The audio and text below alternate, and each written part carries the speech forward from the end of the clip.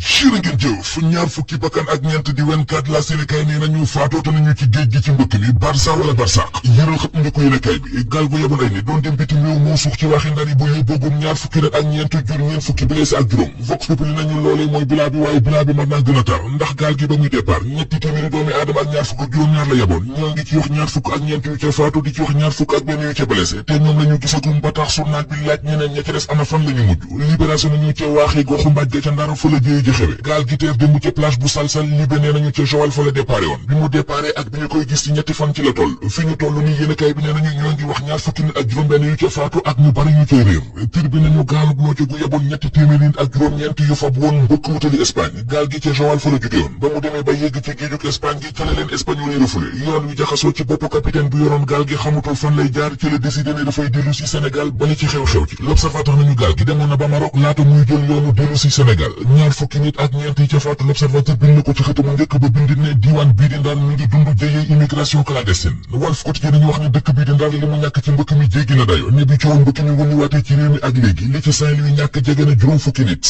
ñi daje woon ca jëm ñaajo doon waxtaan ci datu élection yi mu di dialogue national Soleil national nee nañu rapport ba ñu ca tënkee dinañ ko jébbal président national fii ak ñeenti fan su ko defee moom président Macky Sall mu xool ko xam la ca nekk ci lay soog a sisiré waa conseil constitutionnel ngir ñu wax ko seen xalaat Soleil national mi ngi ñuy xamal ni démb ba ñuy def ndajem conseil des ministres jël nañu fa dogalub taxaw maanaam assisté ñi yor woon ci manifestation yi amoon ci réew mi mu di ñi ci ñàkk seen mbokk ak ñi ci ñàkkoon seeni alal projet de loi bi jëm ci amnistie ñi am lante ak yoon diggante 2021 ba 2024 projet de loi ba adopté nañu ko démb ci ndajem conseil des ministres l'observateur mel ne ku naan ñu mooy doy waar nag ndax ministres yi adopté nañu démb projet de loi amnistie gi te gisuñu ko xamuñu sax lan moo ca nekk ñi ñàkk seeni mbokk ci manifestation yi amoon ci réew mi l'observateur nee nañu bëgguñu dégg waxi amnistie li ñu bëgg mooy ñu dem ci yoon ku def ñu àtte la ndem si yàlla Alpha Yero Tunkara di étudiant bi faatu woon bu yàggul ci université Gaston Berger bu Ndar ay mbokkam ñoo ngi wax ci l'observateur ne bu ñu leen joxoon ay milliards it du tax mu mën a remplacer seen bakkanu doom ji dem Dame Gueye di frère ndem si yàlla Modou Gueye mi ñu fitaloon bu yàggul ci manifestation yi li mu jàpp ba di ko wax ci biir l'observateur moo di woote ab loi d'amnistie mooy daganal ñi faat frère am téemuñu nañu loi d'amnistie bu Macky Sall bi sax di dafa bari ay ñamal nàppoo ci am ndax doonte Abdou Diouf Léopold Sédar Senghor ak Abdoulaye Wade ku ci nekk ci ñoom jot nga fay def ab loi d'amnistie waaye ñoom ba ñu koy def dañoo bàyyi ba ñu àtte nit ñi ba noppi ñu soog di leen amnistie feneen fu ay laaj sampé téemuñu ne nañu mooy ci kaabu Ousmane Sonko ak ci kaabu Bassirou Diomaye Faye ak ci lépp juróom fukki bakkan yi rot ci réew mi moom journal témoigné mi ngi ñuy waxit ne waa F24 woote nañu ab mobilisation Moussa Sow coordonnateur bu projet national mel ne ku naan ñu ci journal Le Mandat ñi woote mobilisation bi xanaa dañoo laajul ñi fi woote woon journée ville morte waa aar sama élection yi woote woon keroog talaata journée ville morte Moussa Sow nee na gàcc la ñu ci jëlee ndax yëf yi dafa laj te ñu ñoom rek nit ñi fare ci opposition bi bari nañu demoon ci ñoom keroog ca conseil constitutionnel yóbbu fa ay recours waa ko géré gis ne seen recours yu bari yooyee te ñàkk solo amul kenn ku ko yëgal yaramam ci réew mi njiit réew mi Macky Sall ci xët mu njëkk Le Quotidien yéenekaay bi di ñu xamal ne ñi yaakaar Macky Sall toogaleen ci bopp Sénégal après le 2 avril ñoo ñëwee nag nañu am betteel li tax journal bi nee nañu muy président Macky Sall décision bi mu jël mujj dajale ay dëbësam boobu ay kalmaña ngaadam dem le 2 avril décision boobee fas yéene dellu gannaaw te dina ko xamal waa conseil constitutionnel tey